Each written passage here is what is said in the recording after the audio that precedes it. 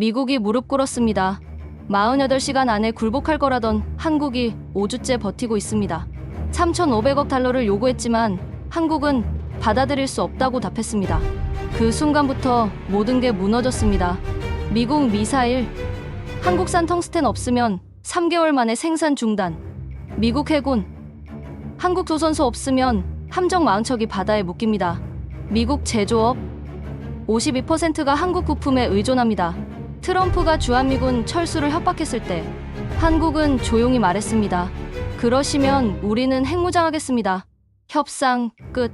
세상에서 가장 조용한 승리의 기록. 지금 시작합니다. 여기서 잠깐 영상을 보시고 여러분의 생각을 댓글 남겨주시고요. 영상 시작 전에 구독과 좋아요 꼭 눌러주세요. 한국의 진짜 이야기를 더 많이 전하는데 큰 힘이 됩니다. 안녕하세요. 저는 데이비드 로렌스입니다. 워싱턴 DC 16번가의 작은 카페였습니다. 창밖으로 봄비가 내리고 있었죠. 저는 노트북 화면을 응시하고 있었습니다. 전직 국무부 아시아 담당 부차관보. 지금은 그저 연금 받는 60대 관료일 뿐입니다. 백악관 회의실에서 쫓겨난 지석 달째였습니다. 화면에 떠오른 속보 하나가 제 눈을 사로잡았습니다. 한국 정부, 미국의 3,500억 달러 투자 요구 공식 거부. 커피를 입으로 가져가던 손이 멈췄습니다. 거부라고요? 한국이? 저는 기사를 클릭했습니다. 한국 외교부 대변인의 얼굴이 화면에 나타났습니다. 표정은 담담했습니다. 목소리는 더 담담했죠. 제안하신 투자 방식은 우리 경제에 과도한 부담을 줍니다. 받아들일 수 없습니다. 저는 다시 기사를 읽었습니다. 믿기지 않았습니다. 일본은 이틀 전에 받아들였습니다. 5,500억 달러를 45일 내에 현금으로 내겠다고 했죠. 그런데 한국은 거부했습니다. 전화벨이 울렸습니다. 재무부 동료 마크 스티븐슨이었습니다. 그의 목소리는 당황스러움으로 가득했습니다. 데이비드, 뉴스 봤어? 지금 보고 있어. 미쳤나 봐. 한국이 정말로 거부했어. 공식적으로.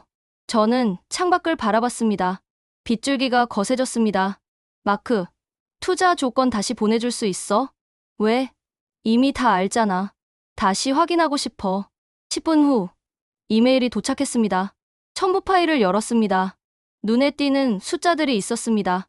일본 요구액 5,500억 달러, 한국 요구액 3,500억 달러, 납부 기한 45일, 투자 방식 현금 직접 투자, 투자처 결정권 미국, 수익 배분 원금 회수 전 50대 50 회수 후 미국 90%, 손실 책임 투자국 100%. 저는 계산기를 꺼냈습니다. 3,500억 달러를 원화로 환산하면 약 486조 원입니다. 한국의 외환보 요구는 4,200억 달러. 그러니까 84%를 한 번에 내놓으라는 겁니다. 잠깐. 저는 일본 데이터를 찾았습니다. 일본의 외환보 요구는 1조 3천억 달러였습니다. 5,500억 달러를 내도 7,500억 달러가 남습니다. 게다가 일본에는 미국과 무제한 통화 스와프가 있습니다. 달러가 부족하면 연준에서 언제든 빌릴 수 있다는 뜻이죠. 한국은요? 통화 스와프가 없었습니다. 저는 손가락으로 책상을 두드렸습니다.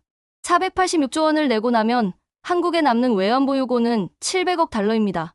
2008년 금융위기 때 한국은 외환보 요구 급감으로 휘청거렸습니다. 그때 우리가 300억 달러 통화 스와프를 제공했죠. 한국은 그걸 기억할 겁니다. 그렇다면 지금 상황은 명백합니다. 일본은 여유가 있으니 받아들였습니다. 한국은 여유가 없으니 거부한 겁니다. 합리적 판단이죠. 하지만 뭔가 이상했습니다. 한국은 왜 대안을 제시했을까요? 기사를 다시 읽으니 나와 있었습니다. 한국 측은 점진적 투자, 대출 방식, 투자처 공동 결정권을 요구했습니다. 단순한 거부가 아니었습니다. 협상이었습니다. 저는 마크에게 다시 전화를 걸었습니다. 백악관 반응은 어때? 예상대로야. 조건은 이미 정해졌다. 일본은 받아들였다. 한국도 따라야 한다. 그게 전부야?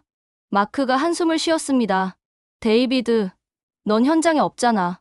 위에서는 한국이 48시간 안에 굴복할 거라고 보고 있어. 저는 전화를 끊었습니다. 48시간. 저는 다시 숫자를 봤습니다.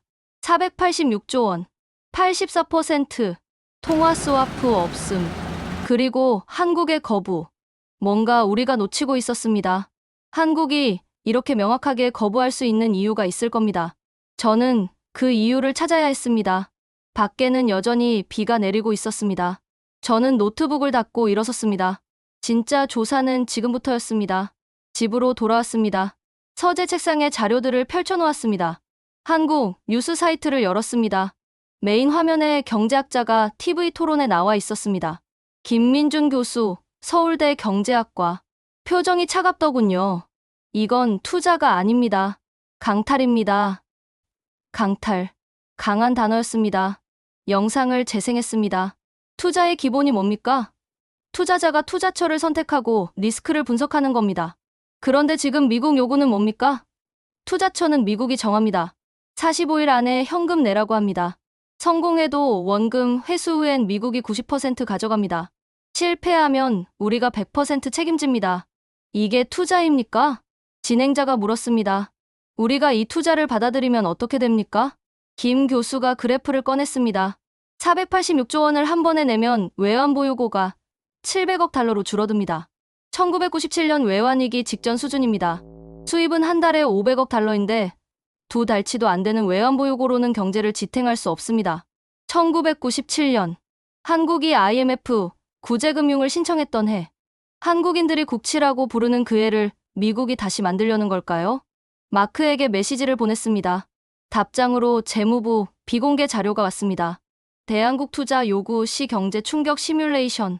시나리오 1 한국이 수락하는 경우 1개월 원화 가치 15% 하락, 3개월 기업 자금난 심화, 6개월 신용등급 하락 가능성, 1년 경제성장률 마이너스 전환. 시나리오 2 한국이 거부하는 경우 미국의 관세 부과 예상. 그러나 외환보유고 유지로 경제 안정성 확보. 중장기적으로 시나리오 1보다 유리? 재무부는 이미 알고 있었습니다. 한국이 거부하는 게 더 나은 선택이라는 걸. 저는 한국 여론조사를 검색했습니다. 질문 미국의 3,500억 달러 투자 요구를 받아들여야 합니까? 받아들여야 한다 12%, 거부해야 한다 73%, 잘 모르겠다 15%, 73%. 압도적이었습니다. 댓글들을 읽었습니다. 1997년을 또 겪을 수는 없다. 이건 투자가 아니라 상납이다. 동맹이라면서 이렇게 하면 안 되는 거 아닌가? 한국 국민들은 이미 결정한 것 같았습니다. 저는 노트에 정리했습니다. 한국이 거부하는 이유. 경제적 감당 불가 외환보유고 84% 소진. 통화 스와프 없어 위기 대응 불가. 국민 여론 73% 반대. 1997년 트라우마. 그렇다면 미국이 계속 압박하면 한국은 꺾이지 않을 겁니다. 경제 붕괴와 미국 압박 중에서 한국은 후자를 선택할 테니까요. 문득 궁금해졌습니다. 미국은 뭘 할 수 있을까? 관세? 주한미군 철수? 우리가 정말 그럴 수 있을까? 저는 국방부 자료를 열었습니다. 주한미군 전략적 가치 평가? 다음 날 아침 이메일이 도착했습니다. 펜타곤의 캐서린 밀러였습니다. 20년 넘게 동아시아 군사 전략을 연구한 전략 분석가죠. 제목은 간단했습니다. 데이비드, 이거 봐야 해. 첨부 파일을 열었습니다. 한반도 지도, 평택을 중심으로 동심원이 그려져 있었습니다. 평택 베이징 985km, 평택 상하이 850km, 평택 블라디보스토크 1100km, 985km. 이게 뭘 의미하는 걸까요? 캐서린에게 전화를 걸었습니다. 단거리 미사일 사거리가 얼마인지 알아? 1000km야. 평택에서 베이징이 사정거리 안에 들어가는 거지. 저는 다시 지도를 봤습니다. 베이징이 코앞입니다. 작년에 군산에 무인정찰기 대대 창설된 거 알아? MQ-9 리퍼. 작전 반경 1200km. 군산에서 그려봐. 어디까지 닿는지. 저는 선을 그었습니다. 중국 해안 전체가 포함됐습니다. 평택은 북한 감시용이 아니야. 중국 포위망의 심장부야. 저는 의자에서 일어났습니다. 캐서린, 그럼 주한미군 철수 얘기는 뭐야? 트럼프가 계속 그 카드를 꺼내들잖아.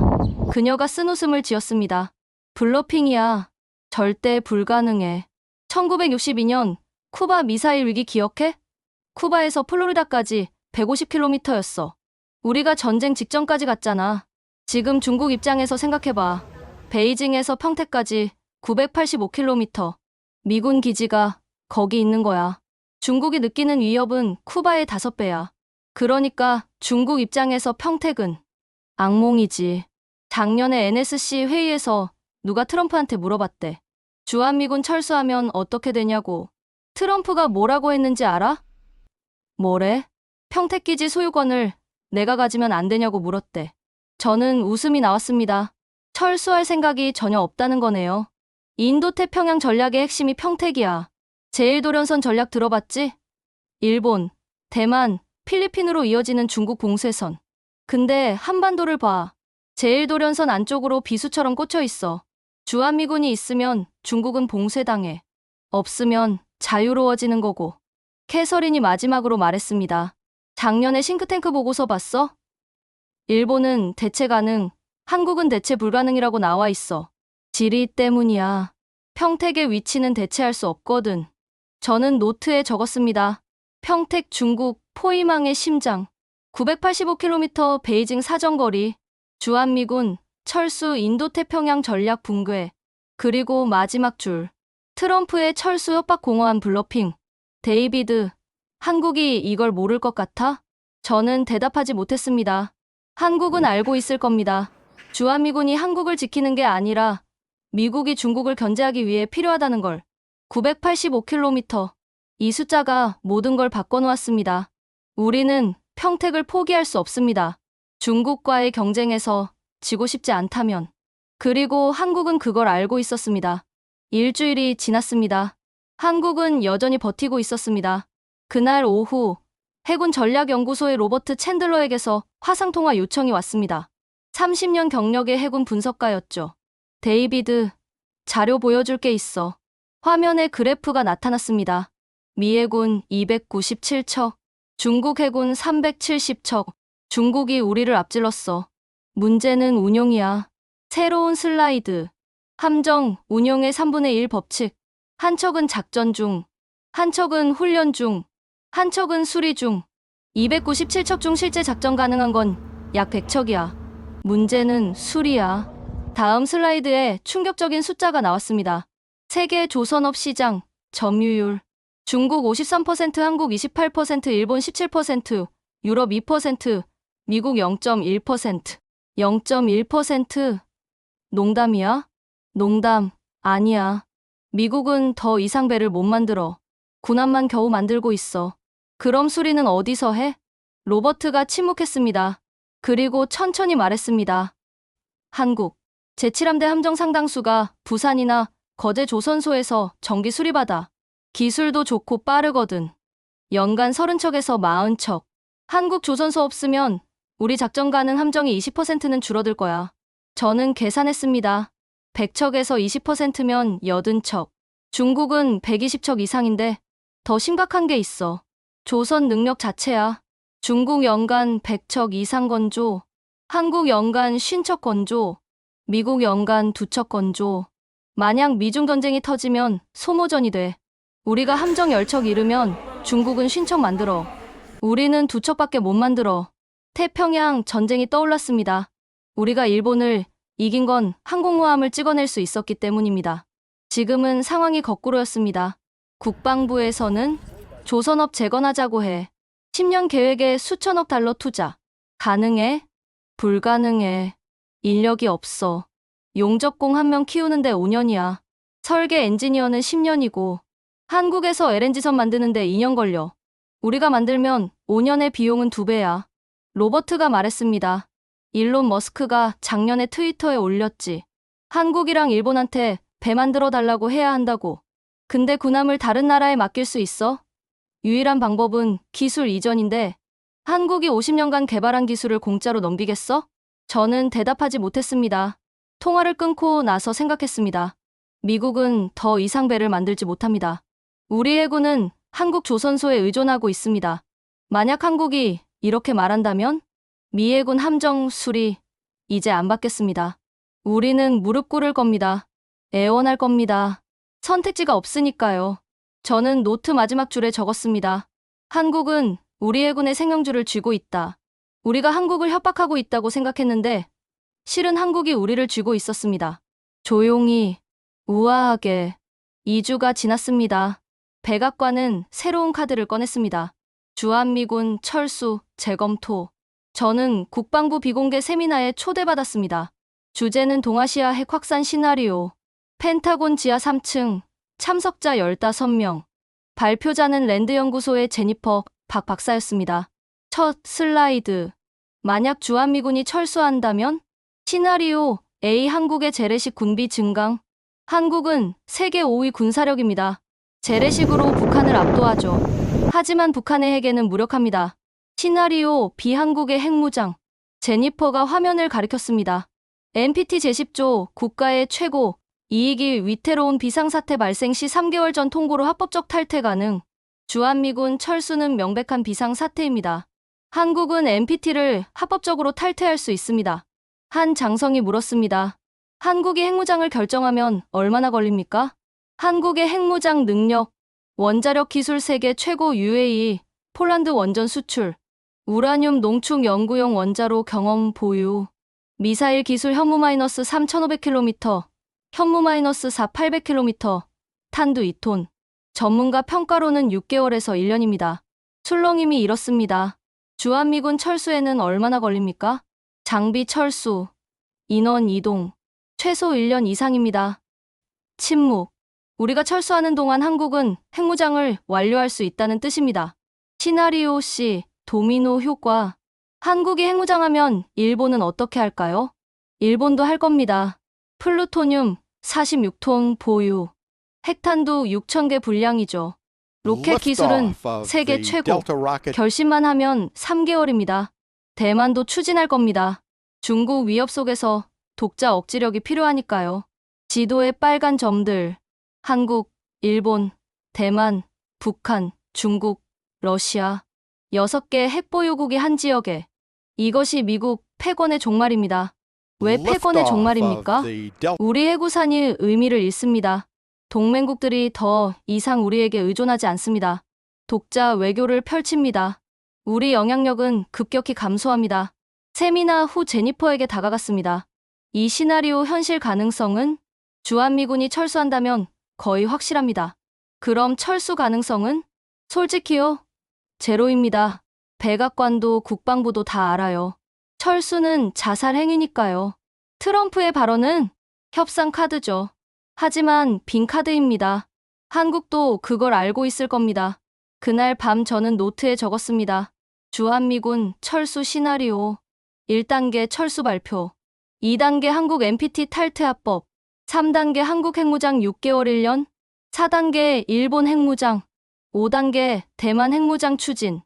6단계 미국 패권 붕괴. 한국 여론조사를 검색했습니다.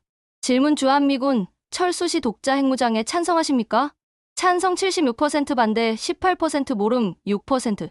76%. 한국 국민들은 이미 마음의 준비를 한 것 같았습니다. CIA 보고서가 떠올랐습니다. 한국 핵무장 억제 방안, 결론은 간단했습니다. 유일한 방법은 주한미군 유지와 해구산 제공. 다른 방법은 없었습니다. 군사 옵션, 동맹국 공격 불가, 경제 제재. 한국은 우리가 의존하는 나라, 외교 압박, 합법적 탈퇴. 한국은 최강의 카드를 가지고 있었습니다. 핵무장 카드. 트럼프가 철수를 언급할 때마다 한국은 이렇게 대응할 수 있었습니다. 그러시겠다면 우리는 핵무장하겠습니다. 그 순간 협상은 끝납니다. 우리가 항복하는 겁니다. 한국의 핵무장은 우리에게 재앙이니까요. 3주째였습니다. 한국은 흔들리지 않았습니다. 그날 아침 카네기 국제평화재단에서 보고서가 배달됐습니다. 익명이었습니다. 제목은 미국 국방산업에 숨겨진 취약점 핵심 광물. 첫 페이지. 미사일 생산 필수 4대 핵심 광물. 텅스텐 탄두 관통력. 고온 변형 방지.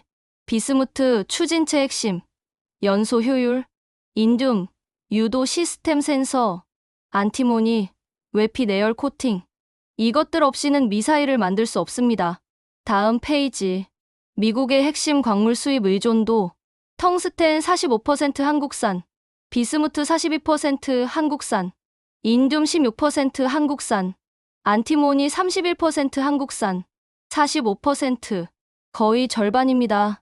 트럼프는 미사일 생산 4배 증량을 발표했습니다. 하지만 원자재가 부족합니다. 현재 한국 수입량으로는 2배도 어렵습니다. 4배는 불가능합니다. 대한 중국 60% 생산하지만 수출 통제 중. 러시아는 제재 중. 결론, 한국이 유일한 선택지. 국방부 조달청 톰 해리슨에게 전화했습니다. 톰, 텅스텐 수급 상황이 어때? 엉망이야. 트럼프가 4배 증산하라는데 원자재가 없어. 한국한테 더 달라고 했는데 거절당했어. 거절? 응. 지금도 국내 수요 충당하기 빠듯하다는 거야. 더 공급하려면 가격을 30% 올려야 한대. 만약 한국이 정말 거부하면? 긴 침묵. 데이비드, 솔직히 말할게. 선택지가 없어. 중국도 러시아도 안 돼. 한국이 유일해. 가격 올리겠다고 하면 받아들일 수밖에 없어. 백악관 NSC 내부 메모를 입수했습니다. 익명이었습니다. 한국 핵심 광물 수출 통제 시나리오. 시나리오 A 완전 중단. 미사일 생산 즉시 중단. 재고로 3개월. 3개월 후 생산 제로. 시나리오 B 50% 감축. 생산 50% 감소. 4배 증산 계획 포기. 시나리오 C 가격 30% 인상. 비용 급증. 국방 예산 압박. 결론, 한국은 우리 국방산업의 핵심을 쥐고 있습니다. 과도한 압박 시 이 카드 사용 가능성, 배제 불가. 권고, 한국과의 관계에서 신중한 접근 필요. 3,500억 달러 요구 관련 한국 입장 고려 필요. 한국의 입장을 고려해야 함. 백악관 문서가 한국을 존중하라는 겁니다. 다음 날 미 육군 미사일 사령부 브리핑. 차세대 극초음속 미사일. 필요 소재. 텅스텐 합금 15톤. 비스무트 8톤. 인듐 센서 3,000개. 안티우온이 5톤. 연간 500발 생산 계획입니다. 텅스텐만 연간 7,500톤. 현재 한국 수입량의 3배입니다. 원자재는 어디서 구합니까?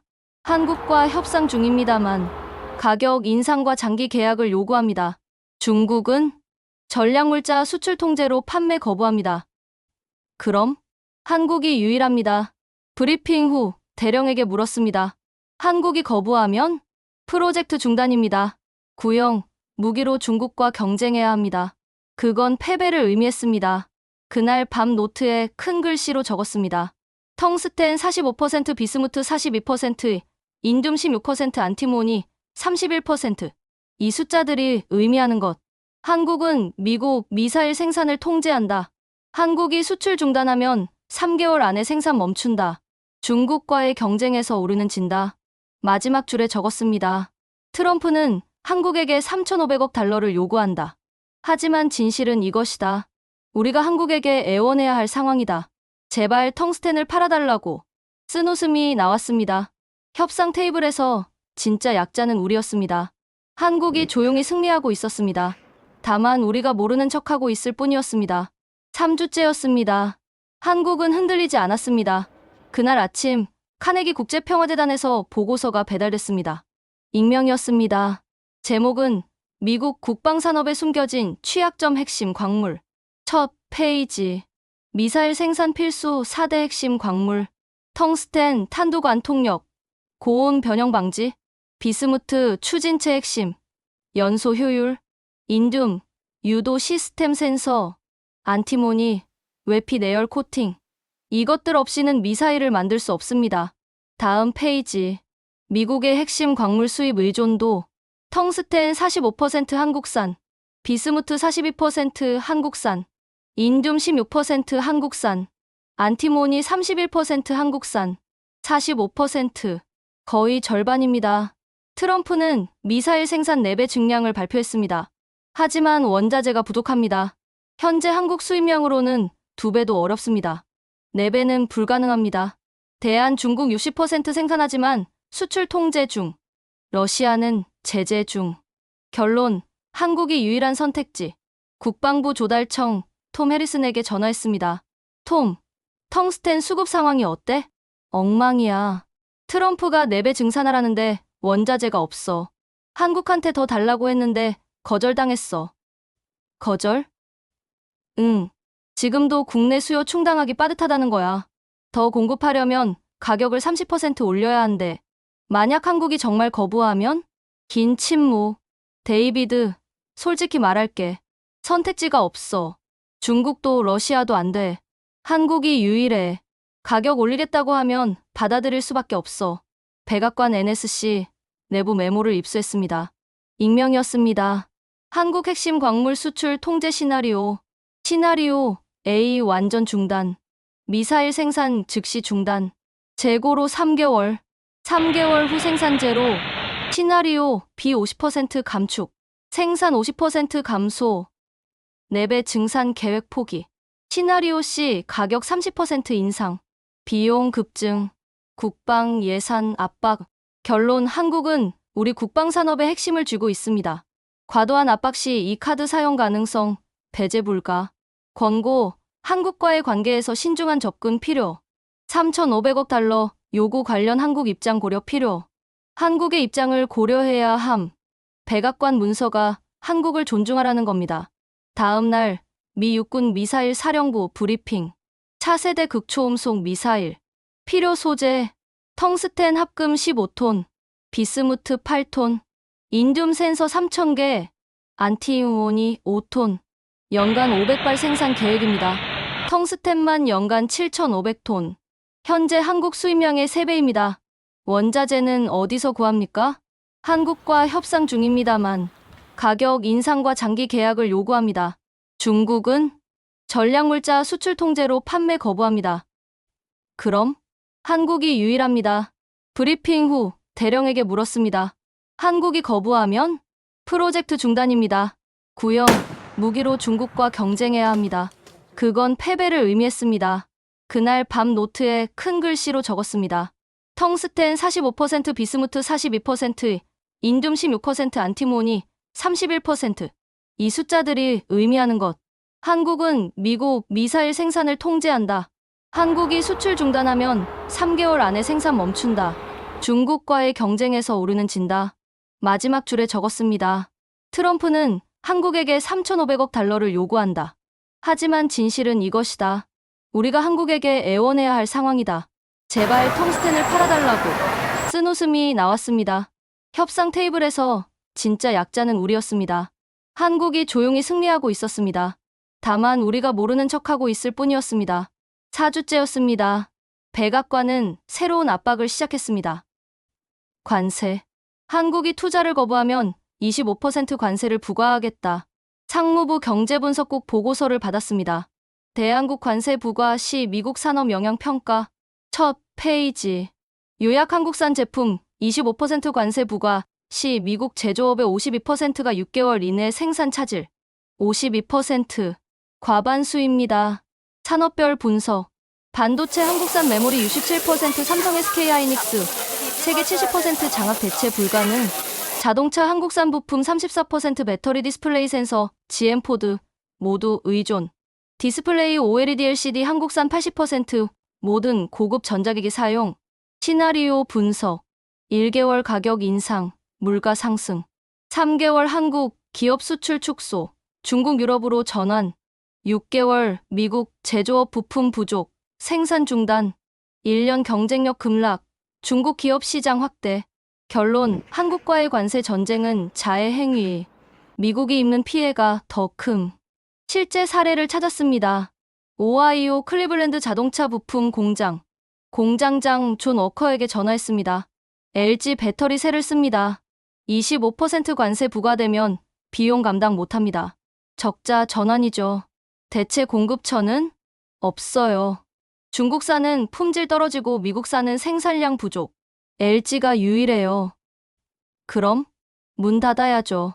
직원 350명이 일자리 잃습니다. 텍사스 오스틴 반도체 공장에도 전화했습니다. 삼성 SK 하이닉스 메모리 씁니다. 마이크론은 우리 수요의 10%도 안 돼요. 관세 부과되면 가격 오르고 고객들은 중국산 서버로 갈 겁니다. 그가 마지막으로 말했습니다. 솔직히 한국에 관세 부과하는 건 중국을 돕는 겁니다. 우리 기업 망하게 하고 중국만 살찌우는 거예요. 저는 피해 지역을 확인했습니다. 오하이오, 미시간, 펜실베이니아, 위스콘신. 모두 스윙, 스테이트. 대선 승패를 가르는 주들. 민주당 상원의원을 만났습니다. 산업통상위원회 소속. 우리 조사했어요. 관세 부과하면 러스트벨트가 초토화됩니다. 트럼프가 2024년 이긴 게 그 주들 덕분인데 지금 그 일자리를 날려버리고 있어요. 백악관에 말 안 합니까? 말해도 소용없어요. 52% 숫자 보여줬더니 뭐라는지 알아요? 숫자는 거짓말한다. 한국이 먼저 항복할 거다. 그날 밤 메모를 작성했습니다. 관세 전쟁의 진실. 미국 제조업 52% 한국 의존. 반도체 배터리 디스플레이 대체 불가. 관세 부과 시 미국 기업 먼저 무너짐. 스윙 스테이트 집중 실직. 최종 승자 중국. 마지막 줄. 관세 전쟁은 자살 행위다. 우리가 먼저 무너질 것이다. 숫자는 명확했습니다. 52%, 텅스텐 45%, 외환보유고 84%. 모든 숫자가 같은 이야기를 하고 있었습니다. 한국 없이 미국은 버틸 수 없다고. 그런데 우리는 한국을 협박하고 있었습니다. 이건 협상이 아니었습니다. 자해였습니다. 저는 노트를 덮었습니다. 백악관은 한국을 압박할 무기가 있다고 믿었습니다. 하지만 그 무기는 자신을 향하고 있었습니다. 한국이 버티는 이유를 알 것 같았습니다. 한국은 숫자를 계산했습니다. 그리고 깨달았던 거죠. 시간은 한국 편이라는 것을. 우리가 먼저 무너질 거라는 것을. 5주째 밤이었습니다. 서재에 홀로 앉아 있었습니다. 책상 위에는 지난 한 달간 수집한 모든 자료가 쌓여 있었습니다. 지도, 보고서, 통계, 인터뷰 기록. 저는 노트북을 열었습니다. 그리고 제목을 적었습니다. 대한국 정책의 전략적 오판과 그 결과. 손가락이 키보드 위에서 움직이기 시작했습니다.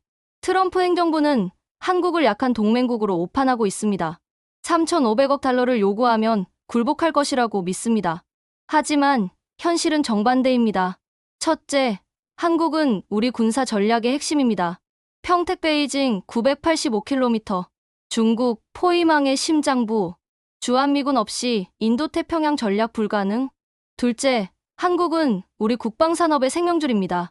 텅스텐 45%, 비스무트 42%, 미사일 생산 한국 의존. 미해군 함정, 수리 3,040척 한국 의존. 셋째, 한국은 우리 제조업의 필수 파트너입니다. 미국 제조업 52% 한국 의존. 반도체 배터리 디스플레이 대체 불가능. 넷째, 한국은 강력한 협상 카드를 보유하고 있습니다. 핵무장 카드 6개월 1년, NPT 합법적 탈퇴, 텅스텐 수출 통제 3개월 후 미사일 생산 중단, 함정 수리 거부, 작전 함정 20% 감소, 관세 보복, 미국 제조업 52% 타격. 우리는 무슨 카드를 가지고 있습니까? 관세, 주한미군, 철수. 이 카드들은 공허합니다. 우리가 먼저 무너질 것이기 때문입니다. 결론을 적었습니다. 우리는 협상 테이블에서 약자입니다. 한국이 강자입니다. 트럼프는 이것을 이해하지 못하고 있습니다. 저는 보고서를 완성하고 파일명을 저장했습니다. 진실, 우리가 한국을 필요로 한다. 그리고 누구에게 보낼까 고민했습니다. 백악관? 읽지도 않을 겁니다. 의회? 권한이 없습니다. 언론? 저는 아직 현직 출신입니다. 저는 결국 이 보고서를 서랍에 넣었습니다. 언젠가 세상에 나갈 날을 기다리며 창밖을 바라봤습니다. 워싱턴의 밤은 고요했습니다. 저는 지난 35년간 외교관으로 살면서 많은 협상을 봤습니다. 하지만 이번만큼 명확한 경우는 처음이었습니다. 숫자는 거짓말하지 않습니다. 평택 985km, 텅스텐 45%, 조선업 28%, 제조업 52%, 핵무장 6개월, 여론 73%. 모든 숫자가 같은 진실을 말하고 있었습니다. 한국은 조용히, 그러나 확실하게 승리하고 있다고. 우리는 협박하는 척했지만 실제로는 한국이 모든 카드를 쥐고 있었습니다. 다만 한국은 큰 소리 칠 필요가 없었습니다. 숫자가 대신 말해주니까요. 그리고 가장 아이러니한 건 트럼프가 이걸 모른다는 겁니다. 아니, 모르는 척하고 있는 겁니다. 저는 노트 마지막 장을 넘겼습니다. 빈 페이지였습니다. 그곳에 한 문장을 적었습니다. 굴복하지 않은 나라는 약해서가 아니라 강해서 굴복하지 않은 것이다. 한국은 처음부터 알고 있었습니다. 자신들이 얼마나 강한지를. 그리고 우리는 끝까지 몰랐습니다. 우리가 얼마나 약한지를. 이 이야기가 도움이 되셨다면 좋아요와 구독 부탁드립니다. 숫자로 증명되는 진실, 여러분의 댓글로 함께 나눠주세요. 감사합니다.